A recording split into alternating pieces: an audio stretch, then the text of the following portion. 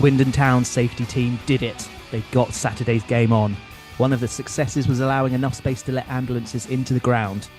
Allowing space was a message that was misinterpreted by Cambridge United's defence, as 3 silly goals allowed Swindon the 3 points. Hello, and a very warm welcome to Under the Abbey Stand, the review show. My name is Jordan Warland.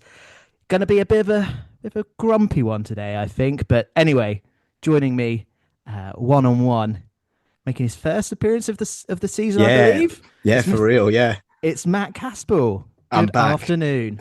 Yeah, everyone was worried, I'm sure. I've just been pretty flaky, to be honest. I think that's why I've been missing out on pods. About as reliable as our centre backs in a one-on-one situation is how I've been in the last sort of couple of weeks for pods. So it's good to be back. My voice, I think my voice is really detailing how the day went yesterday. Yeah, pretty frustrating. I think you're right about the memo about ambulances. Kel Watts definitely got the memo. Could have put a couple of ambulances in the space that he left behind for the first goal. So insert some comments about hospital passes and all sorts. Yeah, let's get into it. We're doing a hospital theme, are we? All right. Right, line one of the running order. Joke about golf weather. It's lovely weather this afternoon, Matt. Glorious day to be out on the golf course. So is there a joke actually here, or is this pretty telegraphed, this one? No, it's just an apology that, instead of being out on the fairway, you're here talking about fairway. You really haven't seen me play golf. The fairway, what's that? No, I mean, we're having great weather again. That was one of the positives from yesterday. We can go through the positives quite quick if you want. Well, the weather on Saturday, obviously I was watching via the Frankfurt News. You had to fly all the way to Europe. Yeah, well, it was a choppy old flight with that wind, but was the wind in the stadium that bad? Like, commentary were talking about it quite a lot. It was a bit breezy. It was one of those where there's a big flag at the open end off the left-hand end of the away end, which I think would be the opposite if you're watching on your dodgy stream or your legitimate stream because you travelled all the way to Europe. I think it would be the opposite direction, as in direction. So off the right-hand side of the TV view, left-hand side of the away endy side view, there's a flag up there, and that was just blowing very consistently in Swindon's favour in the first half.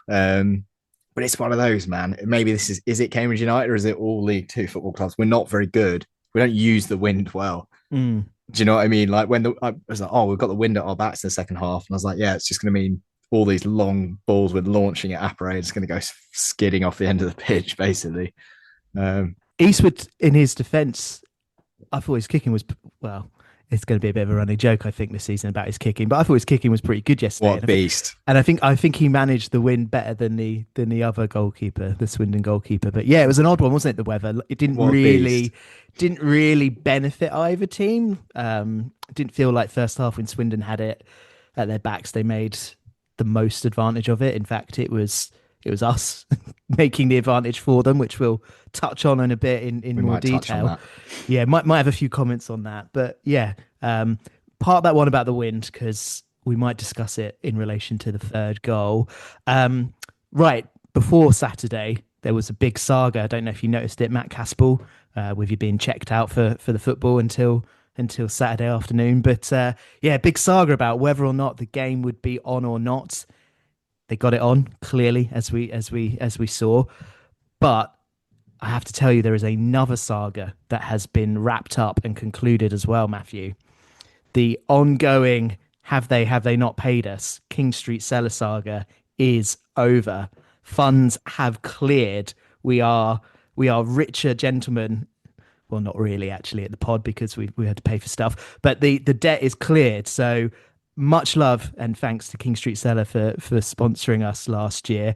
Thank you to everyone who has reached out in support about the payment situation. I'd just like to reiterate, we appreciate your support, but please do not boycott King Street Cellar, because they are very, very good folk. Support local Cambridge business. They're such good folk, Matt, that the discount code UTAS10 is still going to work, even though we are moving sponsors. Is that right? Well, that is good for starters. I mean, obviously, if you do go to the King Street Cellar now, which you absolutely should, obviously bring your get well soon cards, because obviously we sent the boys round and he's got a couple of broken legs is what I've heard, but the money's been done. So happy days. Yeah, more in the coming pods, but our head of business development at UTAS has secured a new sponsor. I won't give details away, but it's a common theme based on if you think about Kingstree Cellar and what they sell, it's a common theme. Our We've got approach to have we gone to a sponsorships. rival? Have we gone to a rival business? Fantastic. If so, It's not quite wine. It's a little bit more. it's adjacent. Yeah. Okay. Well, how cryptic that is, no one will be able to figure this one out. How exciting.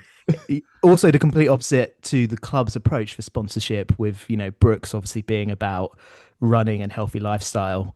The pod sponsorship very much not healthy We're a lifestyle. sedentary bunch, basically.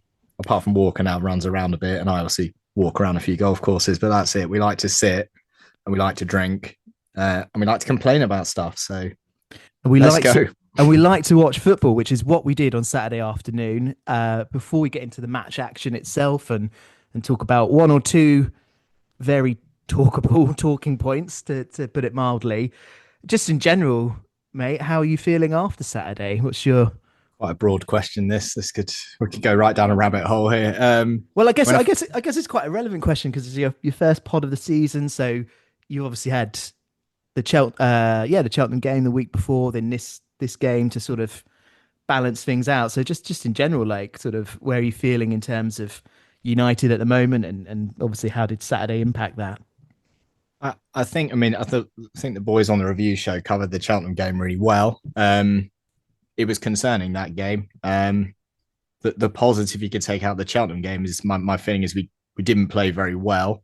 We kept a clean sheet and we got the result. And that's, you want to be winning your home games. Almost every home game, we should be targeting 3 points early in the season. So you can say, look, they're gelling. You could get all the excuses out because you've got the safety blanket of 3 points, clean sheet. So there's enough to, you could give that game in isolation the benefit of the doubt. You're like, right, fine, tricky, maybe they don't look great, Cheltenham, but you just got to get it done. We got it done.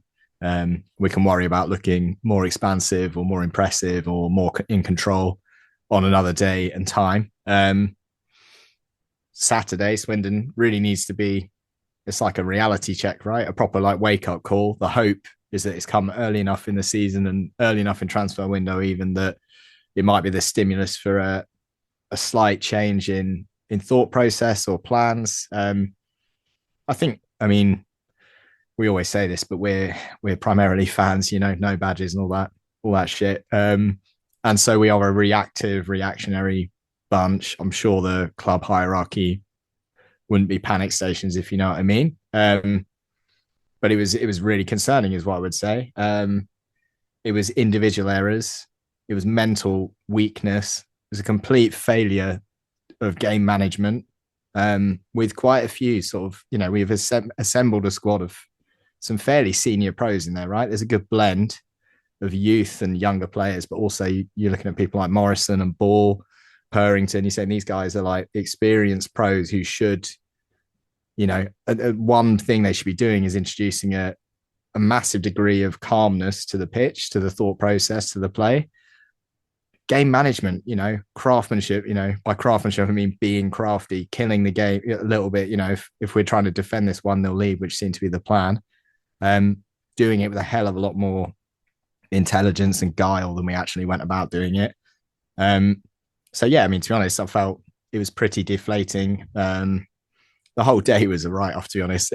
All the trains were a mess in almost every direction. Took hours and hours to get around. The only positive for me is went straight onto a wedding reception after the game, which was pretty fun.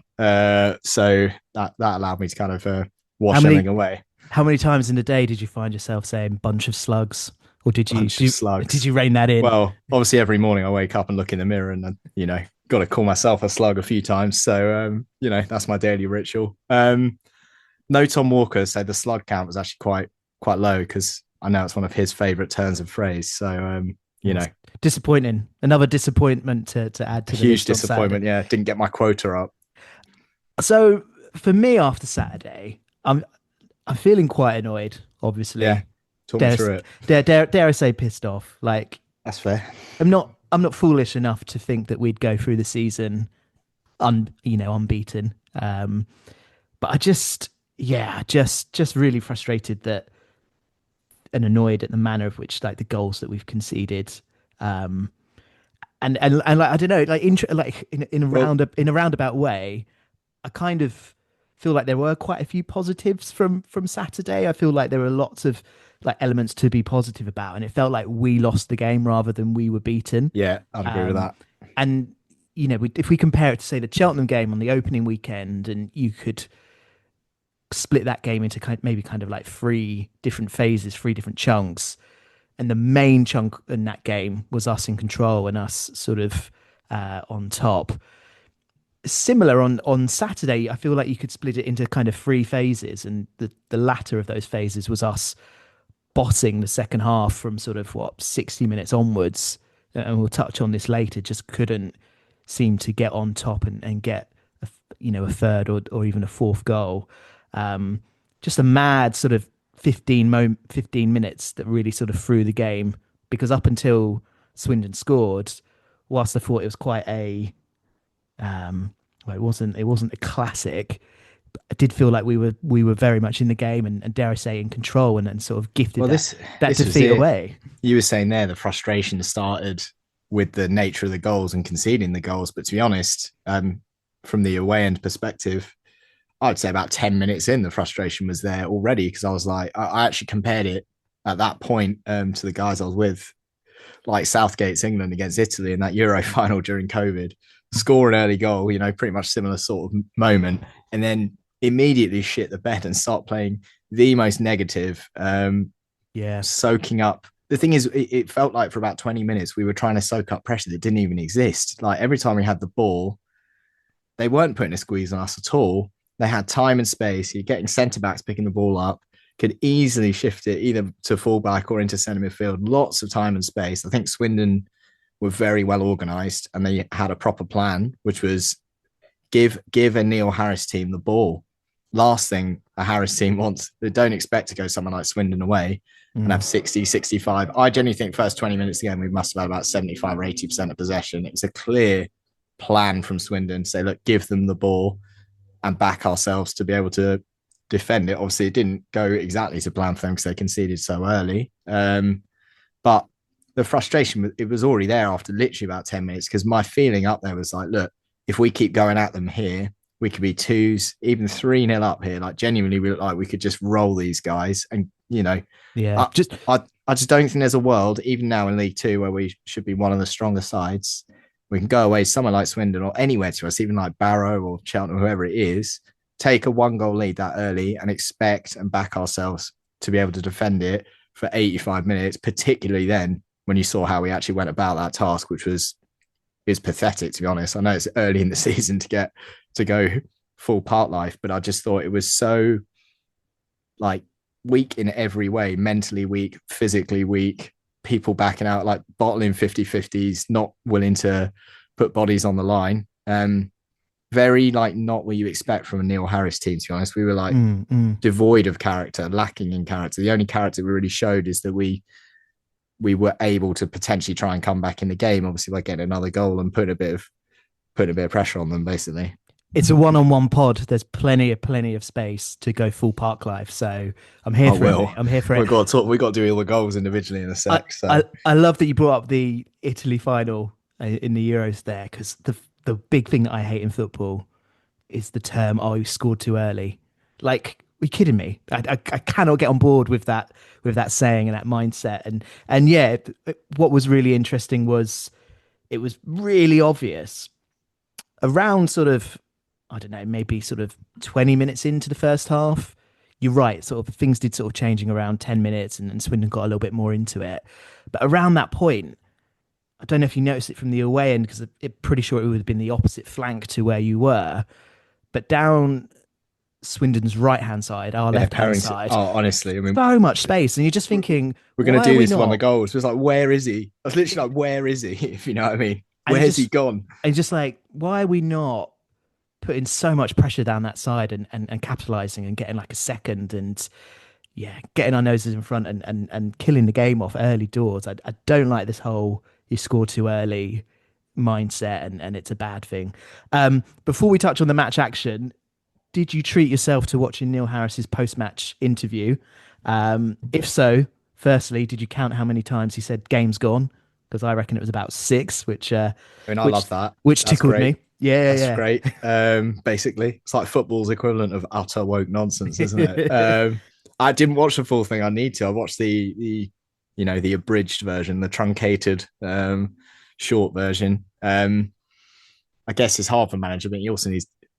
I'm guessing he didn't do a lot of this, but he needs to look in a mirror also and ask himself about the game management. I know he can't directly control what happens, moment in, moment out. But he does have an overall responsibility, maybe to say, if we score off the first 5 minutes, maybe let's not smash the ball at a 5'10" bloke's head when we've literally done the data and proven that he's like football's worst header of a football, not a target man. Like, all the narrative is like he will work hard and run around, but he is not a target man. And we just launched it at him as soon as we scored. That was it. It was all it really felt like we would plan to do at that point was just give Apre the most difficult afternoon possible. So hopefully the post match. And God bless him. I thought Apre had a good game. I thought he did. I think he's okay. But I think he ran and he occupied defenders. But you're right. Like, and one of the things that Harris touched on post match was needing a centre forward. Didn't touch on centre backs and on needing one of them. But Des said that he wants a centre forward, and you could see in games like that when you sort of look at Smith at the other end and what he was doing, other than when he was scoring sort of nice free headers at the back stick, what he was doing in terms of offering an outlet. One of the things Neil Harris said post match was that it was a blip. I hope you're right, Neil. I'm gonna maybe contradict yourself a little bit from what you were saying earlier. I thought Saturday against Cheltenham at home was maybe a little bit more positive. So yeah, I'm hoping those sort of mad 15, 20 minutes is a blip. But the doubt I have about that blip, and this is one of the things that Neil Harris was saying post-match is, and he said it before, Matt, Neil Harris teams don't concede goals like that. Well, we're sat here, 15 games into his tenure now, over last season, this season, maybe a couple more. It's apparently obvious that Neil Harris teams do concede goals like that.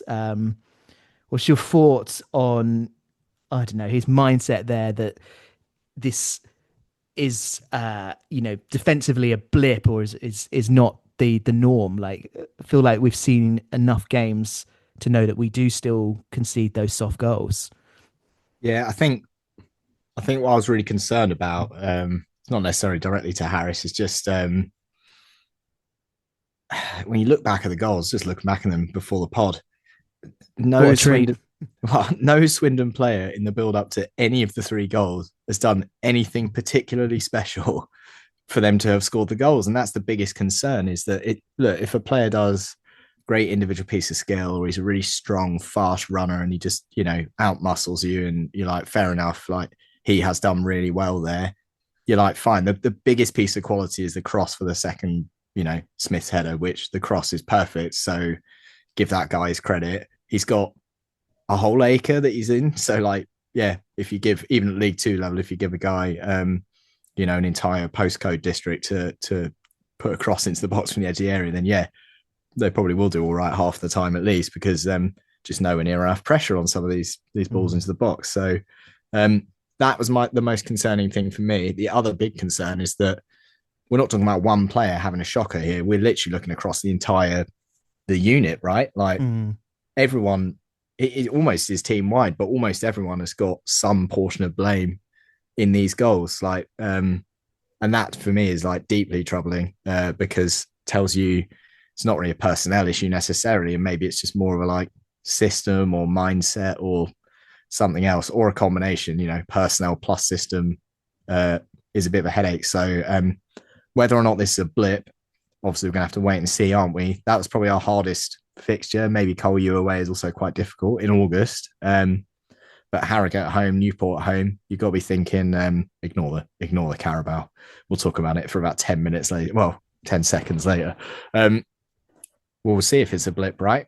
Proof is going to be in the pudding on that one.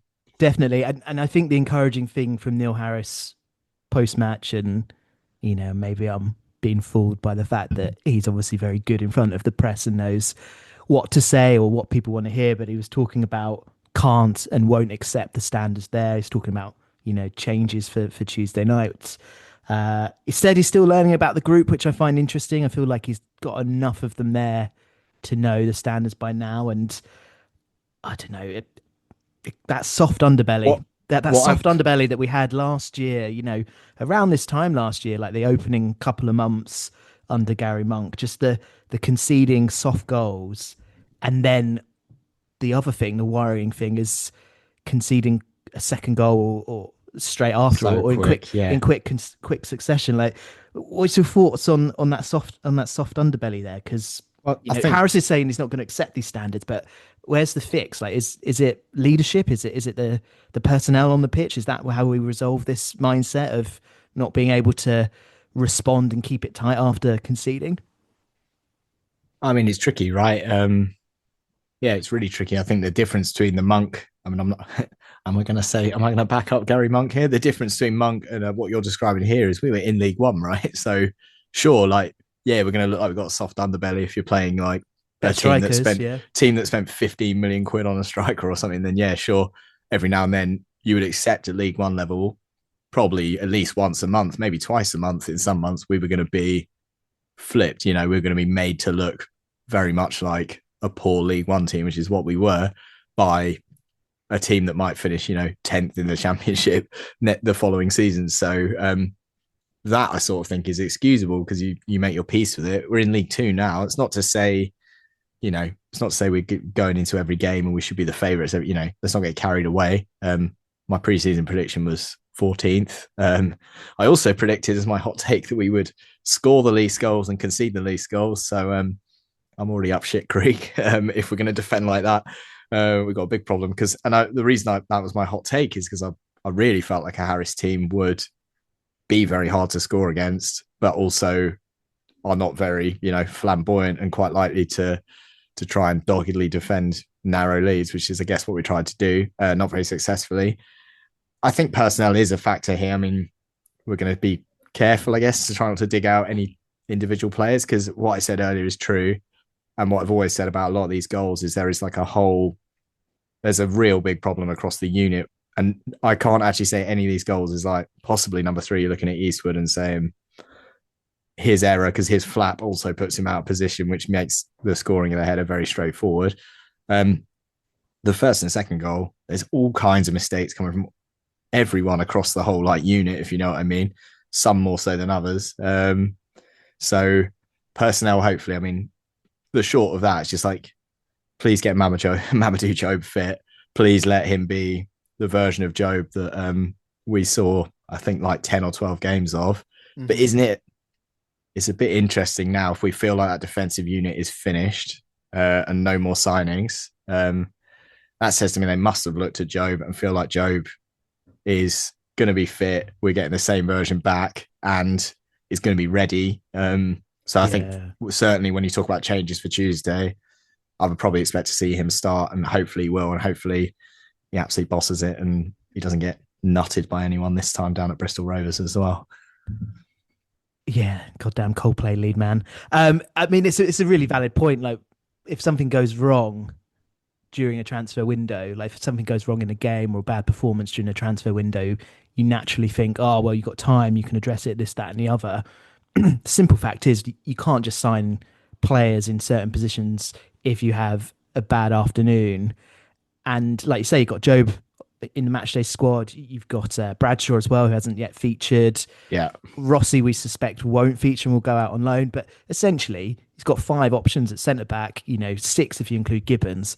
He's just not going to go out and sign another one. So, yeah, the management must feel that the ones that they've got in are quality enough to get us through this. And you mentioned hot takes, and Tom Walker's was about our centre backs being the weaker or the bigger problem. It's starting to look, I mean, this is a growing concern, right? I mean, I've not been on the pod, but I've said there's been a lot of group chat. Growing concern about centre backs, or the fact that Tom Walker is right. Oh, both, to be honest. I mean, if Walker's right too consistently, then God help us all. But they must think there is enough versatility or quality there to, based on the signings that they've made. So, yeah, it'd be interesting to see how Harris approaches it now, because I remember in the promotion year under Mark Bonner, every now and then there was a few stinkers. Okadina stands out, and I think it was an away game at It was Salford. Salford. It was Salford Yeah, away. I remember it. but Bonner's mindset was to not like dump the person out the next game. He'd sort of keep him in there and then would slowly transition him out of the team and so forth. So if it wasn't a cup game on Tuesday, which naturally invites rotation, if it wasn't a cup game, it would just be really interesting to see what Harris is taking on it. It's quite inconvenient, isn't it? You're desperate there for a league game on the Tuesday, to be honest, because that would force a situation, and it would give us a bit more of an insight, I guess, the fan base into what the thought process is.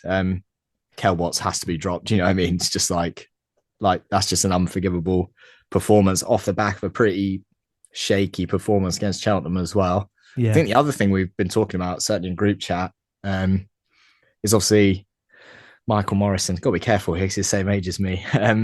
My concern with Morrison, or being too reliant on Morrison, is like, is this the year? You know, do the legs go? Does he turn? Like, he's a quality footballer, and there's no doubt in his commitment to Cambridge United. And there's no doubt his intelligence. So at his age, you know, having that ability to read the play and be intelligent gets you a few extra yards. But is it enough? Is the unit, you know, there's a lot of unanswered questions in that department, basically, still, I think. We just need Job to come back and just be like world class, basically. And then everything is right. Yeah, the thing with Morrison, it's not just the legs and the pace, is it? What we saw on Saturday was decision making and positioning, and that's the thing that you would think someone of his caliber and his experience would have. So it's a worry when you start seeing those mistakes creep in, and people quite rightly, in my opinion, on both Substack and X, good content on there, are mentioning that this isn't a one-off for Morrison. There were times in the second half of last year, games where you sort of question his positioning or his decision making, and it's led to goals and defeats. Let's touch on the match action in detail then, Caspell. And oddly, we're actually going to start with a bit of a positive after 20 minutes of glum conversation and moaning. Lovely early goal. It's I don't know. Kai heads it back across, right? It's a really good header.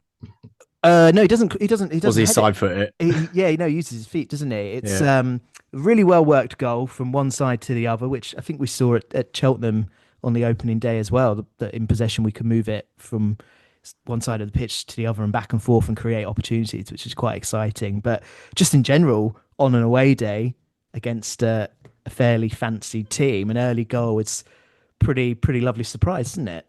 Yeah, I mean, to be honest, we started like a steam train, to be honest. I know it sounds ridiculous, only 4 minutes in, but it felt like even within those 4 minutes, we were looking pretty likely. Good setup in that away end as well. It's been a long time since I've been to Swindon, but it was busy. They'd kind of packed us all into a fairly small area. So great atmosphere, nice sunny day, early goal, really well taken by Brophy. I think that is the sort of chance I've seen a lot of, not just Cambridge United, but certainly a lot of Cambridge United players just balloon, snatch out too early, not allow the ball to sit low enough and go at it early out of, you know, fear of someone coming and snapping it up or closing your space. So he does really well to get over the ball. So it's a top quality finish, to be honest, from my player of the season prediction. Completely agree. It's one of those Mr. M product is what I'm going to start calling him, because his goal involvements now are going through the roof, mate, from the back of last season. So absolutely, and it serves me right from mentioning on the Friday preview that I thought Brophy was quiet on the opening weekend. I don't necessarily think you get the best out of him in that inverted winger role, but the payoff is it probably benefits Kai. So there's a good balance there in making that decision. So yeah, and it's the kind of thing that we probably haven't seen him do enough of in his time, which is sort of arriving late into the box and getting a shot away. His shooting has always been the questionable part of his play, right? But you're absolutely right. It's one of those, when you watch the replay, the first time you sort of see it live, you're like, oh, that's a bit of a tap in. But actually, you watch the replay, and it's really good technique to, like you say, get his foot over the ball, get it the right sort of height to beat the guy on the line, but not sky it over. So, yeah, really, really promising start. I thought Brophy over the course of the 90 minutes had a pretty good game. It feels like he played about 3 or 4 different positions: right back, right wing back. It was on the left, it was on the right in attacking roles. So a real day at the office for him on Saturday. We've had a question come in from Adam. Thank you as always for everyone that sends in those questions. He asked simply, how good is Brophy, and is he finally living up to the hype and the love that he seems to always get from opposition managers? How good is Brophy, Matt Caspell, and could he be a real differential at this level? I mean, he's good. He always has been, in my opinion. I was probably one of the more pro Brophy positive guys last year. A bro fight? Is that what they're called? Bro fight? Is that it? I don't like fight. these collective nouns. I don't want to be associated with those people. No, I'm joking. I just could see, I mean, again, this, I'm not trying to claim to have more prescience or anything than anyone else, but my feeling is I think his ability to carry the ball from the edge of one box all the way to the edge of another one was slightly underrated. I understood totally the criticisms because if you're an attacking player, which he is, you're very much on a numbers basis, right? And the assist and goal return was nowhere near where it needed to be. Obviously, our good friend Ben Griffiths, I think, in his stats article, fantastic content, also kind of spoke about Brophy and how I think he has something like the best XG of missed, I don't know, I'm going to butcher it, but some kind of data-led point to say that Brophy could be our top scorer this season because of the move down to League Two. Obviously, going to have to wait and see on that one. I'd prefer it if we sign a proper striker and he can be our top scorer. But look, Brophy played really well. He should be a good player at League Two. I think Sally Kai also deserves like big mention, right? Because that's where I wanted to go next. Yeah, I think Tom spoke about this on a recent pod. He was like, look, he should be a really good player at this level. He should be able to have a really good impact.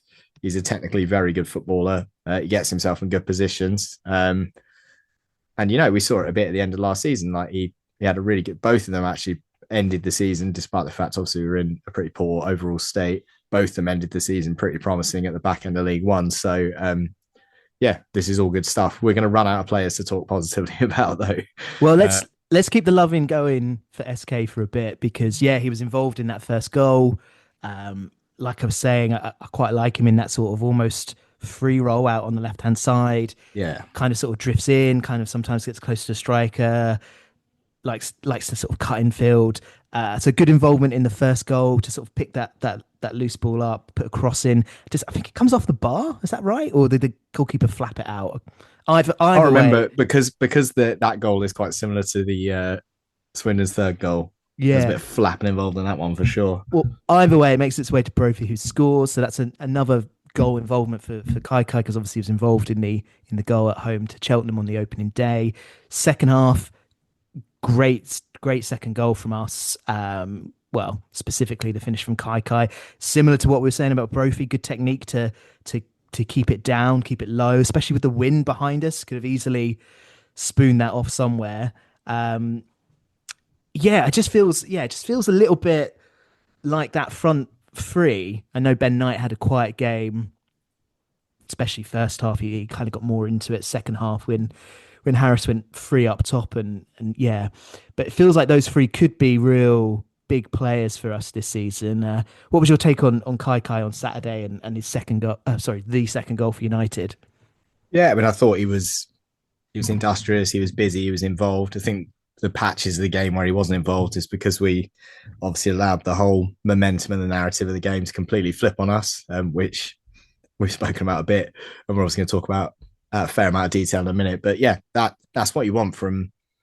Well, again, I mean, it's unfair because the two always seem to get lumped together. But if you compare the contribution from Sally Kai to the contribution we got from Elias Kuchunga, obviously it's not fair to pair them, but it's because they keep getting this kind of following each other around and getting their contract extensions at the same time. Then it was night and day, right? Basically. Very positive on Kai's contribution. Like, I mean, to be honest, the whole attacking unit. I think you're right about Ben Knight being on the quiet side, but that whole sort of attacking unit, I think, reasonable to say they did their job. Even Lofty, when he came on, I thought made a pretty decent contribution. Disrupted Swindon a fair bit, won a few free kicks, put himself. He did within the realms of what he's capable of doing, I think he Do you know basically what? maxed. I'm not going to interrupt and point out some of the hilarious Oh, the little moments, run, the like when run, he cuts inside and somehow manages to like not cross the ball, the, or the run he went on into the box where his first touch, one of the touches was good, but he touched the ball about 10 times, and the other nine were just like chaotic. it just knocks it out of play. And just sort of, yeah. I mean, that was like textbook though. But the thing is, it's an entertainment industry. I've always said this about Lofty. Like, if we're not going to win the games, at least make it enjoyable. Do you know what I mean? So well, he had a shot from distance as well, which I don't know. I don't know if you clocked it, but the goalkeeper made his best attempts to make it look like it might have gone in and flapped it. Also great loft content where he seemed to fall over just outside the box, and we got a free kick. So yeah, big up Lofty for Saturday's contributions. Yeah, you make a good point about comparing Kai and Kachunga, and I think it's because of the experience. Wasn't a great afternoon for Kachunga when he came on. Didn't seem to be able to influence the game. To be honest, I'm normally pretty mild mannered on these things, but I did lose my shit with Kachunga. I turned around to guys in the row behind me and said, "Have you ever seen him sprint? Have you ever seen this guy sprint? I don't think I've ever seen the guy move quicker than like jogging pace." So like Dimitar Berbatov used to do this, but the guy scored like 100 goals in the Premiership or something. So like he kind of earned the right. Do you know? He had an unbelievable touch, didn't he, Berbatov? Like didn't have to run. Like, yeah, that's probably the first and last time anyone should ever compare Kachunga to Berbatov. The problem is, if you're going to be, I guess, a laconic footballer, which I guess we'll call Kachunga that, you need quality to back it up. And we just didn't see any of it on Saturday. We know it's in there because we have seen it in glimpses and glamour. He's very good at usually picking up loose spare balls in the box. And that's how he gets his goals. But and perhaps it might all come back. All roads might lead back to needing a striker. Because I think a lot of the pressure we experienced was because we didn't have a target for the ball to stick to. If you don't have a big target for the ball to stick to, then sure, you're going to invite a lot of pressure because you're not going to be able to retain the ball. It's going to keep coming back at you. If there's enough pressure applied to us defensively, then obviously every team has got a breaking point. I think ours was pretty piss sweet, to be honest, on Saturday. But would you say that's why we couldn't then go on and get an equaliser? Is that your hot take? What we were missing, sort of? I say hot takes. I think it's fairly. I just think. Oh, we need a striker. Hot take, Jordan Wallen. Yeah, that's it. Yeah, people will be living at that. But you trademark that one. You trademark that one, mate. Oh, we do we? No. But I mean, look, it's basic football stuff, right? If you cannot, the problem is, yes, our possession looks fine. It's something like 65% for the whole game. But where were we on the pitch? A lot of that possession was in our own third, in our own half, knocking it around, centre back, left back, bypass the entire midfield, launch it at Apparet, lose the ball.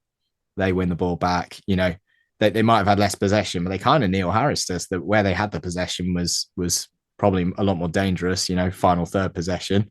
And they just had cutting edge that we lack. And, is that a striker? Is that the ability for us to hold the ball up and construct more attacking play? I think it probably is. Doesn't excuse any of the defending. But if you're giving up, as much of the ball as we were, and we're having a lot of possession, but not in impactful areas of the pitch, then yeah, that's like a pattern problem. That's a system problem. The credit I'll give to the club is that it's very clear for a number of weeks they have been trying to get this thing done, right? Multiple offers for different strikers who fit the profile of what we want. So I'm going to give them leniency on this one and say it's not like there's no feeling from the club that we're set and that we're made in that department. That's why I find the centre-back situation a bit more concerning. But obviously there's unknowns, so you're right, we need to see what some of these other new signings are capable of before we form a proper opinion on what's going on there. Yeah, it's mad, isn't it? We ended the game with what felt like a front five. Yeah, I mean, this is. You had what, Loft up there, Apparet, Kachunga, Knight, and Kai, and you basically had a midfield of just Pelly Ruddock sort of supplying it up. It felt like we had a back two. Yeah, at this point, because we did make quite a lot of, I guess, fairly attacking subs. I think Harris has got a previous for this. Historically destabilizing football matches by throwing the shape completely out the window in the last 20 minutes in pursuit of a goal. But I'm not sure that was the root cause of really the problems that we saw on Saturday. No, absolutely. I mean, if we're trying to find positives and credit in any shape or form from Saturday, it was for me the mentality to go for it and try and chase down that winner, and how well those at the back and in midfield sort of contributed to that very weird 2-2-5 or what six formation, whatever it was. But the downside was obviously we had so much to make up on that we felt, well, I've said it earlier, but I feel like we gifted Swindon such an easy lead. I feel like it's probably about time that we do address those goals individually. So we've managed to put it off for, we've got a good 40 minutes there before we even talked about this, which I think it's been quite nice. We've been alluding at it for like the entire time, like, you know. Well, you know, I guess people listening to this have maybe been lulled into sense of, you know, false sense of security that we're not going to talk about how horrific those goals were, or talk about the actual the actual details behind each goal. But no, we are doing that, Caspell. So let's start with the first goal then. Really, really annoying, this one, because it felt like it kind of came out of nowhere. I wouldn't say against the run of play, because it felt like we had not been threatened though. Yeah, really. Eastwood had to make that decent save off the header, and that should have been the warning sign, because that was also, I mean, it's not what happened for the first goal, but that was also a completely free to cross the ball. That was like a completely, like, you have zero pressure, cross this ball as you please. And you can't do that, right? It was more the second goal that we're going to get onto with that, but like the warning signs were starting to creak in. But I would agree with you. I mean, you've summed it up in the notes, and I've run it order really well. I think Kel Watts took a lot of flack from what I've seen after this. But I think you're very right to also highlight Michael Morrison, because it is a supremely weak piece of defending that he does, that contributes to the It's really important to use that word, right? Contributes to the situation. So it looks like he bottles it. If you're going to be really harsh, it just looks like there's a 50-50 to be done. You've got your experienced, bit of a warrior of a centre back. Who would you want of our entire playing squad in that 50-50 that isn't him, apart from maybe Lofty, because it'd be brilliant? Is Morrison, right? Because you're expecting in there, like, Morrison or Ball, let's say. You're expecting, right, he's going to take, like, it's a bit old school, but he's going to take, like, man and ball here. Like, there's no outcome in that 50-50, whether he gives a foul away or he wins the ball, that he doesn't, like, fold the guy in half, and either we get the ball and the ref calls it clean, or we don't. But it's like, it just needs to be dealt with, basically. But he's so far up the pitch with so many people behind him that he could commit the foul without getting in trouble. And just at that moment, just after, in my opinion, a foul on Apare, you're kind of feeling a little bit hard done by. What you want is your leader, is your captain, to just, I don't know, be really solid, clear the ball, no nonsense, or commit the foul. Just do anything. Stop the play, slow it down. The one thing that shouldn't happen, that the literal one outcome that shouldn't happen, is exactly what happened, which is the guy just is able to just get, without really being troubled, get completely free of him. That's literally the one thing that shouldn't have been an outcome. Well, let's talk about that, because obviously there was the Morrow mistake there. Should have cleared it, whatever, but he sort of half hits it. Striker takes it through. He's still a long way out. He still has a lot to do before he can even contemplate getting a shot off. And this is where we have to bring Kel Watts into the discussion. I mean, because Watts tracks the guy for, it must be 25 or 30 yards, and just shows him onto his stronger foot in the box. He just waits for him to get in the box. I'd have to watch the highlights again. I'm not even sure he touches him. He doesn't at any time. I'm not even sure he, like, because again, it's like slightly old school, but it's like, be smart, like put your hand across this guy's shoulder, like lean. You've got to start putting your weight on this guy, so that if he does get it, there's a way of defending that. Speak as a retired, probably now holding midfielder. There is a way of defending that situation where you use your body, your center of gravity. If you don't have the pace to stop this guy, which perhaps he doesn't, where he gets a shot away, but the shot that he gets away is like, as he's falling over completely off balance, because as he's shooting, that's when you push your fullness of your weight onto him. Mm-hmm. And he just doesn't score, because he just can't, unless you say, fair enough, like, I lent on him, I squeezed him, and he still managed to get a really good finish away and beat my goalkeeper. But that wasn't the case, right? I swear, it literally looks, I wrote in my notes, he just chaperones him through. He literally just guides him Well, through into the penalty area, and that's it. And he puts him on his stronger foot, which is like, is that a mental? Is that like is that just a mistake? Does he not realize the guy's left footed, or is he just not done the homework? And that's like really troubling because again, the one thing you do in that situation, well, like two things, I guess. One is lean on him, get a hand on him, impose yourself on him physically in some way. Second thing is like show him onto his weaker foot. Like don't let him have an easy. So force him. If you do those two things well, right, you force him to hit an off balance, weaker foot shot from the edge of the area. I think your percentage at that point, they're all on the data these days. It's got to be what 99%. You won't, you're not going to concede in that situation. Neither of those things happen. It's really poor. Well, they must have on the coaching side done their homework because Swindon played this 3-4-3. A lot is made of their front three and how they work together and so forth. So he's clearly not taken the message in or has shown some sort of, I don't know, mental weakness in the game, got a bit worried. But it's just so common from Kel Watts that his positioning and his decision making is all off. In the highlights, it looks like he almost does sort of a 180 with his body and his positioning, and to put himself on the wrong side to encourage the striker to go onto his stronger foot, like you were saying.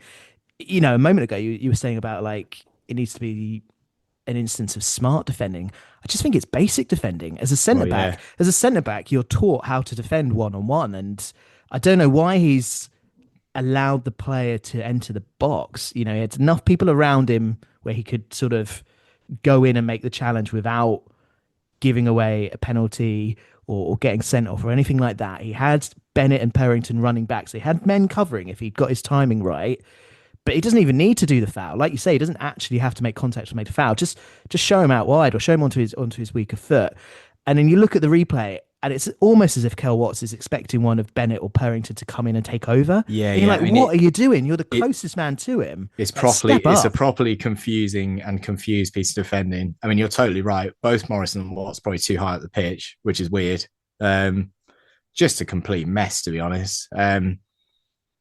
You just cannot defend like that. If we defend like that, my pre-season prediction of 14th is bang on if we defend like that all season, because there's just no world where we don't concede at least a goal a game if we're going to play like that anywhere against anyone. Could be one of the weaker teams at home, which with respect to Harrogate, is an interesting challenge for us in our next league game. Basically, is probably the first time this season. Maybe Cheltenham, you would say the opening day is a bit different, where you'd feel like we should control this football match.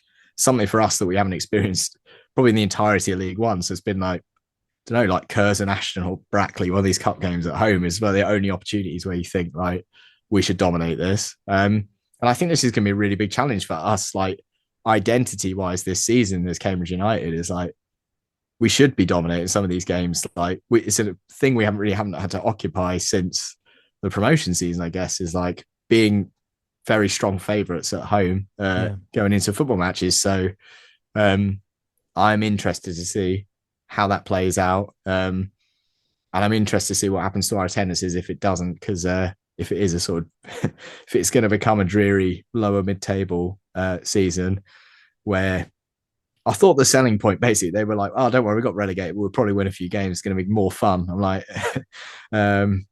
not seen it yet in the first two games. So let's see what happens, I guess. Well, it goes from bad to worse really quickly on Saturday. We spoke earlier in the pod about the soft underbelly and the mindset to concede so quickly after conceding. And I don't think it's worth touching on that again. It is a big disappointment, and it's one that they need to be looking at.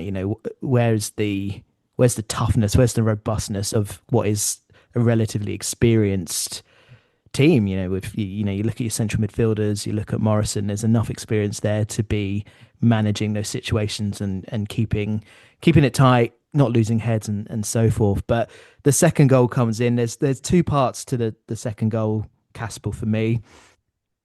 I'm not even touching on the cross. Like you said, it's a good cross in. I don't know if it could have been defended better. I'll have another look at that later. Yeah, but it can. Okay, good stuff.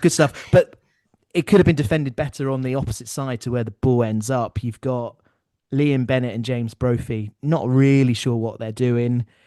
I understand Bennett passing Smith on to Morrison, it makes Yeah. sense for Morrison to be marking him. Yeah, that's the He's the assignment, right? It's clear he's he's the that's what bigger player. they've spoken about. But do you do that, Caspel, as the players running into the, is attacking that 6 yard box? I wonder if Bennett needs to maybe stick with him, or I don't know. Do you think it was the right thing to do? Because what essentially happened, and there's part two of the goal that I've got scribbled down here, is Watts then doesn't cover the other person that Morrison is marking, and so Morrow's kind of stuck in this scenario Halfway where between, yeah, he's stuck between the two. It's halfway between two men, and it's, I don't think he covers himself in glory in this move, Morrison, but there is an element of sympathy towards the fact that you can't mark two people. So yeah, what's your take on the second one? Are you start with Liam Bennett, because I don't think Liam Bennett had a good game on Saturday, to be honest. I wonder if there is a case after that to say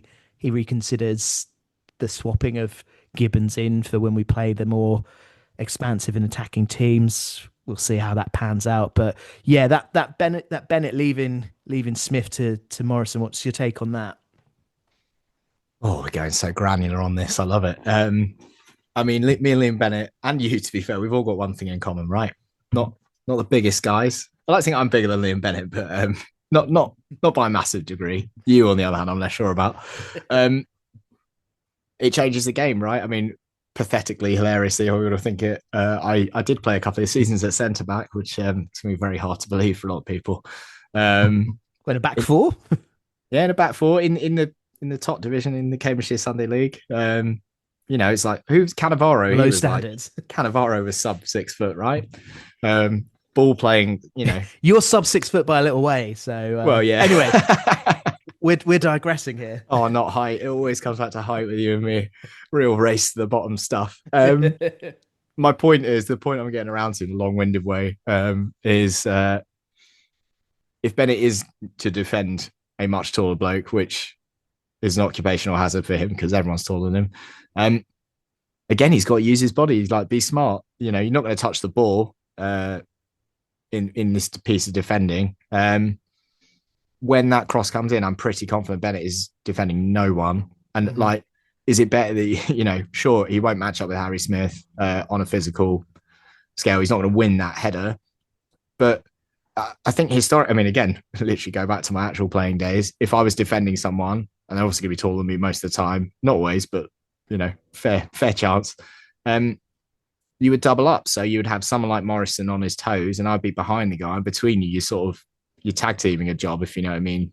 You become like 1.5 defenders by sharing the guy almost, because I would just use just lean on the guy. You could get away with a lot of stuff as a short footballer, basically. You probably can't if you're lofty.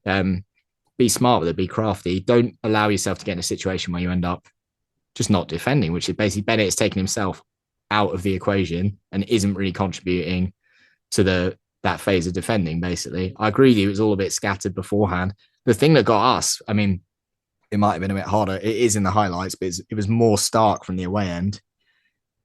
Where was Purrington? Their number 19, who ultimately gets the assist and crosses the ball. Even as they were breaking, they had he was spare by a mile. And it was like, if they shift once more in the build-up, before we'd even made these mistakes, the guy for sure is getting an easy one-on-one chance in the penalty area. I just didn't even know where he was. I was like, literally, where is this guy? I was actually said it in real time in the ground. I was like, where is he? If they shift this, they'll score almost certainly. And I just think it's insane that was the case 5, 6, 7, 8 seconds before the cross was even delivered.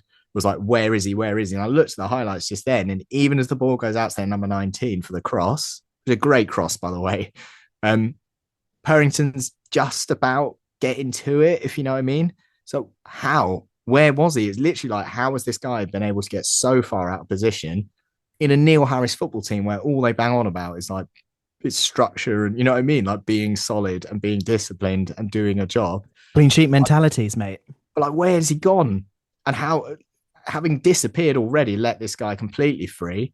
Like, watch it back. When you watch the highlights back now, that second goal, still framing, like, where is he? And you can ask that question for at least a 10-second period before eventually sort of doesn't apply pressure to the guy. He's like just about in the frame as the guy's crossing the ball. And look, it is League Two, but there are some good players in League Two. If you give a player that much time and space, then they will deliver a good enough ball enough times. The cross is perfect, so their header is actually undefendable, in my opinion. It's sort of reminiscent of our It reminded me of Wembley, Hughesy's header at Wembley in the playoff final, right? Oh, right. I was actually is so good. I was actually going to say it reminds me of Wrexham away last year, where Bennett got done for a header at the back stick. I mean, the thematic issue there is clear, right? Which is they need to come up, if we are to play Liam Bennett as a fullback. One of two things, or ideally both, need to happen. One is that his attacking contribution to the side offsets that kind of recurring problem that we see where teams who are savvy will just launch the ball up to that. They'll put like a tricky wing, they'll put a tall guy out there and spread out our centre backs because someone has to cover over for Bennett, and then we're out of shape. They either need to find a solution for that defensively, or Bennett's attacking contribution needs to like comfortably, consistently outweigh the risk or the negative of him having to defend those situations. And Saturday, neither of those things happened. And that could be, I would say could be a recurring theme. It is a recurring theme, right? League One, again, you sort of make your peace with it. It's like, look, we are who we are. We aren't going to be certainly troubling even the mid-table. We're going to turn up, some of the strikers we be talking about League One level is like, oh, this guy went to, the Euros, or it's like they're subbing on players who played 100 games in the Premier. Like, fine, okay, Liam Bennett's been done by, a very good footballer, and you sort of make your peace with it, which I think the Wrexham goal was McLean, right? So you're like, yeah, all right, you know what I mean? You're like, okay, like, shrug your shoulders. I can sort of see it and understand it. That isn't what we're talking about here. So yeah, like, I think what I love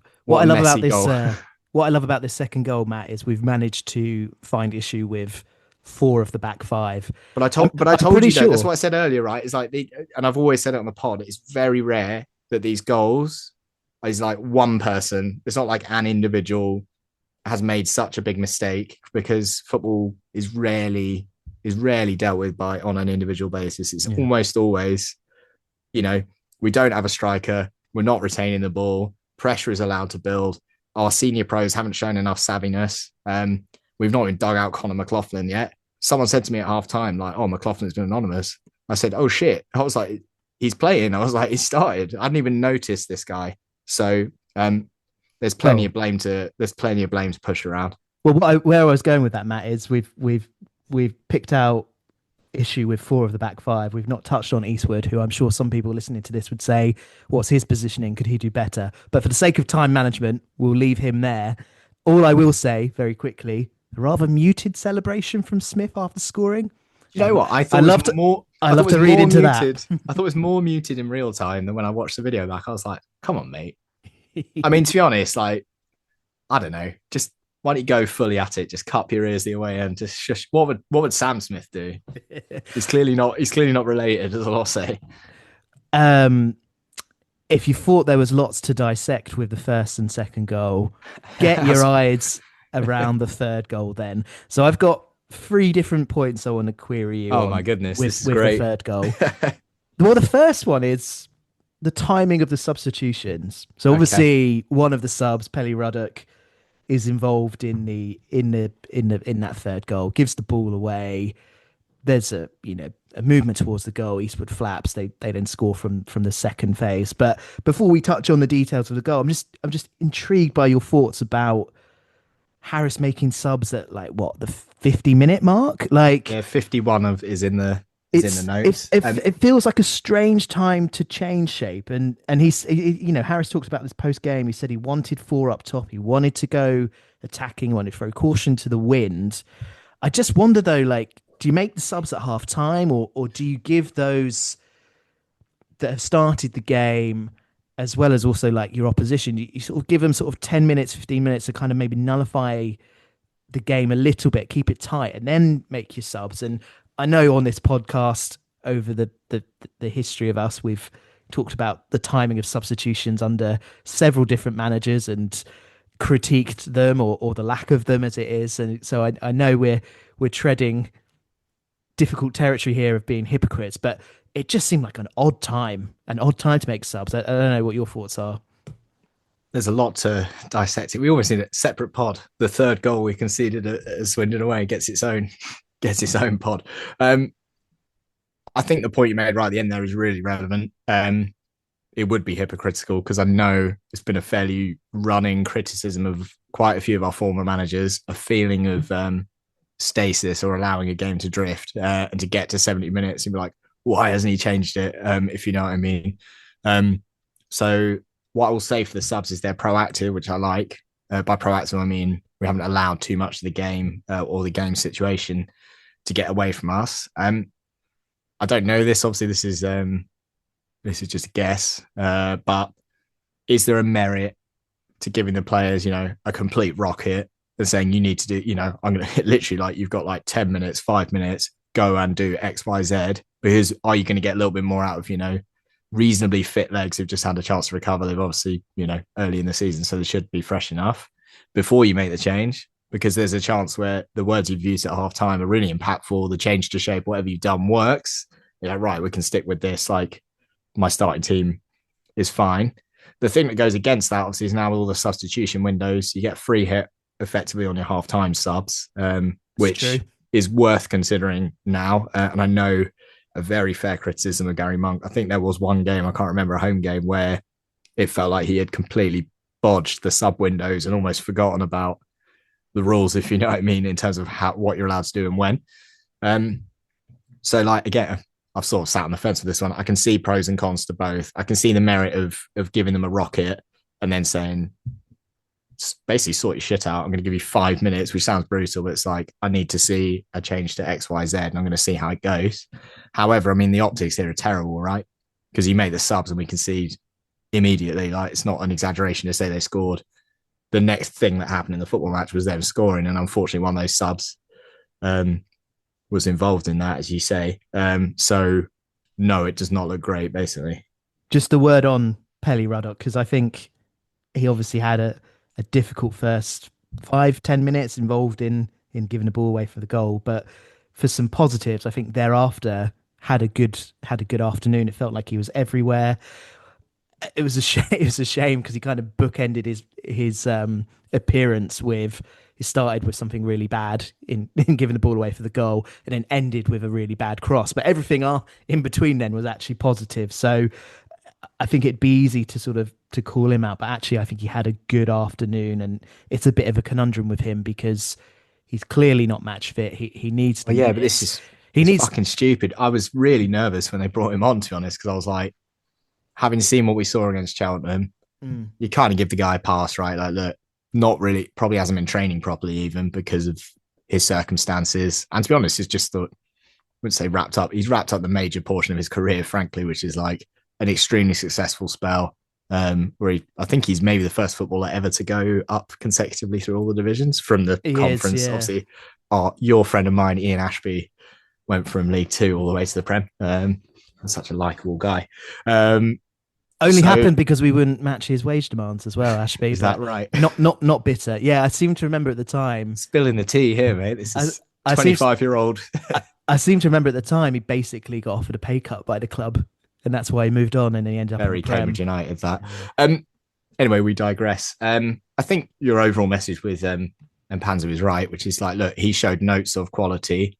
My concern is if the guy isn't fit, should he be coming on with 40 minutes to go in what had become quite a frenetic football match? It was quite a high tempo, wasn't high quality, but it was a lot going. It was quite a dynamic football match. Did he replace McLaughlin? I think he did. McLaughlin was McLaughlin and Bennett who made way for Mpanzu and Kachunga. So for balance, obviously we're recording this on Sunday. We've not had the official presser ahead of the Bristol Rovers Cup game. I think I've read online that McLaughlin is injured. Also, by the way, a friend of the pod referred to McLaughlin as McLovin, and it's really difficult for me to not. Get that. It's really difficult for me to not call him McLovin on the pod. I'm trying my best. So maybe for balance, maybe he didn't want to bring Ruddock on that early. But if McLaughlin was struggling, he had to speed up that sub. But let's just end with Eastwood, because I gave him a pass on the second goal. What's your take on the third goal on the flap? Is it unforgivable, or is it forgivable given the conditions? And actually, if you look at the rest of the game, so I thought he was fine. game wide, he was fine, right? Well, the Swindon goalkeeper in the first half was flapping a lot as well. Our first goal, he flaps twice at two crosses and ends up coming back to Brophy. So maybe it was a conditions thing. Yeah, I mean, I got game mocked. wide, he was fine. I got mocked in pre-season for sticking up for Eastwood in a very windy, rainy afternoon. So I don't know how many more times I can blame the weather on him conceding. Yeah, I mean, I think he's at fault for this third goal. The reason, and it's maybe harsh, and we've said a lot, like normally there's a lot of blame to share around, but obviously he's slightly more in the crosshairs on this one. It's a bit of a flap. I think the problem is, and I'm certainly no goalkeeper, but if you're going to touch it, you've got to put it safe, whatever that means. That there's a number of outcomes to putting it safe, up to and including, and it feels unambitious, but like tip it over your own bar, like just put it.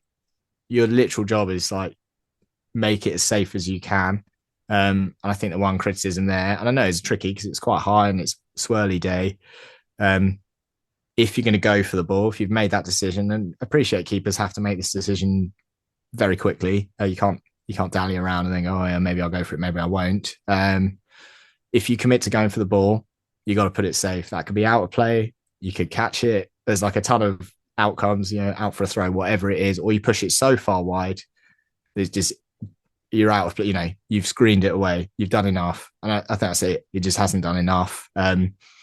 Slightly unfortunate for him, actually. I mean, you could give a bit of bad luck because where he palms it to happens to be a guy pretty much on it, crosses it very quickly. Unfortunately, the decision then to go for the ball looks worse because he's well out of position. It means the header, the completely unmarked, by the way, header that no one else has chosen to try and really defend, is just an easy nod in. So there is a bit of criticism for other personnel because we gave the ball away a bit easy in the build-up. A short guy scoring a header, which I love to see. Well, I love that as well. Just a shame it wasn't for us. I love that as well, obviously. Yeah. So yeah, I mean, look, not exclusively Eastwood, but for sure Eastwood's the thing that stands out there. Not great to come immediately after the subs. Not great for one of the subs to be involved in the breakdown of play. Not great for the guy to get a completely unmarked header. But to be fair, from the flap, couldn't have landed better for your man to cross it in almost immediately. Kind of difficult to cover that and defend that from that opportunity, from that moment, basically. Right, we've talked about Swindon a lot. But it's a long one. But that's what she said. But before we move on to Tuesday night and Bristol Rovers away, I'm going to try and end with some positives on the Swindon game. So all right, let's have it. Humour me here. I've got 2 points for you. Let's do it lightning round style. Yeah. Number one, Swindon didn't run riot after they scored their third goal. No one in League Two should run riot on us, is my opinion. So I'm not. That's a. But no, come on. We restricted them and we got on top pretty quickly. And sure. I don't think it was one of those they took their foot off the gas. I actually think we swung the momentum there. So I think there was some positives to be taken there. Me, yes. No, I agree with that. I mean, we made the running. We first 10 minutes told a lot. We looked good enough that we could have been 2-3-0 up genuinely in the first 20 minutes of the game. And if we're going to go do that at any of the fancy teams in the division, suggests to me that we're like an automatic promotion contender. If we had delivered on that and gone 2-0 up in the first 15 minutes of the game, defended it well and kept a clean sheet, you'd be like, right, I can see us doing autos. Like I can see us being right among the playoffs at least. So like the opportunity to be bullish was available for us. I just think for all the stuff we just dredged over, we don't need to again. We just really relinquished the opportunity, basically. It could be a what if we miss out on either of those two dotted lines. Obviously, I'm talking about the ones up the table, not down. That game will be one of the ones you file under there. Probably shoulda, woulda, coulda done something more there, basically. Yeah. I think my other positive, which is perhaps very similar to that one, you talk about fancy teams. This was a test against potentially a top team in the division. I know a few people do fancy them to be in the playoff picture, especially if you consider their form since Holloway took over. January time, I think it was, score a lot of goals and so forth. Look, yes, ultimately we did fail that test because we've left Swindon with no points, but in tough conditions, we ran them very close and arguably we lost the game we cost ourselves the game rather than Swindon beating us. So yeah, some positive there, I think. Let's move on then. Tuesday nights. Well, you touched on this earlier about it not being a league game, being a disappointment. I'm wondering actually if it's the other way around, like I was mean because more it's like more like a fan because I want to, oh okay okay. the unfolding narrative of Cambridge United and this Neil Harris team. I kind of, like anyone, I want to see how it's going to go. If that makes sense. Well, I think I think perhaps whilst it's a really rubbish draw, it's a tough opposition. You don't want to be going to Bristol as well.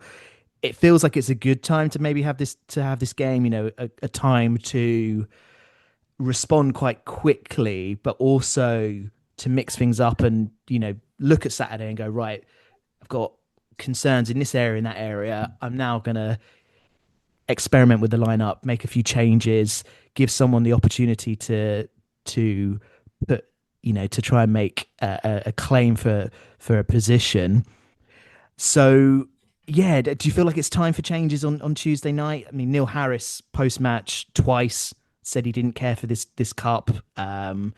He said words along the lines of, won't play the youth team, but does see it as an opportunity to rotate and give people some minutes. So, are you expecting much change on Tuesday night? And if so, who would you like to see come in? Yeah, I mean, I think we'll see max changes available. I guess the only interesting things based on what you were saying earlier is like how Bonner certainly used to do it is do you actually let Watts start, but do you give Watts a bit of a give him Watts for? Is that a thing? What for? What's for? There's a Like joke it. in there. I like that. Yeah. Do you tell him like, look, you simply it has to be better, or you're not going to start the game? Your position's at jeopardy, basically. So that's like that'd be an interesting thing that we get to see. If I think he's got to keep one of the two centre backs because I'd love to see Joe get minutes, but then you've also got Bradshaw, who's a left-footed centre back. So naturally, he would be the replacement for Watts as the left-sided centre backs. But I just think playing both might be a little bit kamikaze. we're Could going to find happen. out, it Could could happen. It happen. definitely could. I mean, I just don't think we've got. Again, you guys spoke about it really well in the preseason pod. It's like we don't have a massive pack to shuffle off as we got a couple of injuries. If McLovin, who we call him, if McLovin is injured, does that mean Mpanzu's going to start? I'd be fascinated to know what 90 minutes of that looks like, to be honest. And I'm not sure how I feel about it because if this guy's going to be very impactful for us, then is a League Cup game the right time to do it? It's worth bearing in mind. Obviously, League Cup is still fun for fans because the second round gives you prospect of a much bigger draw, but they did hook away a couple of years ago all the prize money. So there's literally no benefit if you're being like super strict. And we basically need to go out the ver two. I was going to say, that's where the money's at. Go big in the ver too, mate. That's where the money. I think the best thing about Tuesday is that your friend of mine, Lofty, is probably guaranteed to start, and that means entertainment. Is Chris Martin still at Bristol? I can't remember if he left in the summer. Mate. I think he might have left in the summer. Is that right? If not, I could see some lofty justice coming his way. Oh, could you imagine that? I'm just trying to think who else you could shuffle the pack with on Tuesday night. I mean, well, like Hoddle, Kachunga, Hoddle, Gibbons, Monday, even maybe. Like these are your options, if you know what I mean. I'd expect to see most of that happening. Possibly goalkeeper, not because of the mistake, but I know there's I think they might look at Ben Hughes and just give him a run out. They've got to give him a run out at some point. So, why not now? It'd be interesting, actually, if McLovin is injured, because obviously Hoddle is one that's been discussed for going out on loan. But do you hold him back? Because obviously Pelly Ruddock's still a few weeks away, just leaves you with Don Ball. So, yeah, maybe we see some Hoddle on Tuesday night. Well, how do you think it's going to play out Tuesday? How do you see it going down? I think it would just be like drab defeat, sort of like a 2-0, nothing to see here kind of thing. Mostly because of the amount of rotation I would expect. Obviously, I mean, it sounds so dour now. Hopefully what happens is some players stake a real claim to be in the starting 11 and we go Muller, Bristol Rovers, and we get a fun, a big draw in the second round. Let's be positive. Why not? I think a good outcome is a second string United running them close. Like I am expecting us to lose on Tuesday, but if we left, I don't know, 2-1, left and after a 2-1 defeat, but we put in a good shift and those bit part players or those fringe players stake a claim, I think there's an element there where you sort of say that is a success, especially if you come back with no injuries, no concussions, putting people out for weeks on end. So yeah, score prediction. 2-0. 2-0 Bristol Rovers. Just not much to write home about. Sorry. I'm gonna go 2-1 Bristol Rovers. So all right. It looks like the both of us are forecasting an early Carabao exit. But don't worry, I'm sure we can still get the Carabao discounted cans all season long. Keep your eyes on the club socials for that. Caspell, it's been a good one, mate. Thanks for your time. An epic. Quite long. I suppose a lot to talk about this time. And we had quite a few games last season where just felt there was nothing to talk about. So, or they were very, very similar. So hopefully we swing it around, you know. This pod was a long one. I'm pretty sure the next one will be a bumper one as well, because they'll be reviewing both the Bristol Rovers game as well as previewing our home game. Is it Newport? I'm pretty sure, or is it Harrogate? Or is it I think it's Harrogate. I'm pretty sure it's Harrogate. And then it's Newport at the end of the month. Yeah, I'm trying to think. I think it's me trying to forget that Harrogate exists. Yes. So yeah, we'll be previewing that game and the opportunity for United to put it right in the league. Thanks as always for listening. Quick reminder to sign up to our Coconut tier on Substack, where you can get for just £5 a month some lovely extra UTAS content. We'll see you on Friday, I think. Thanks as always.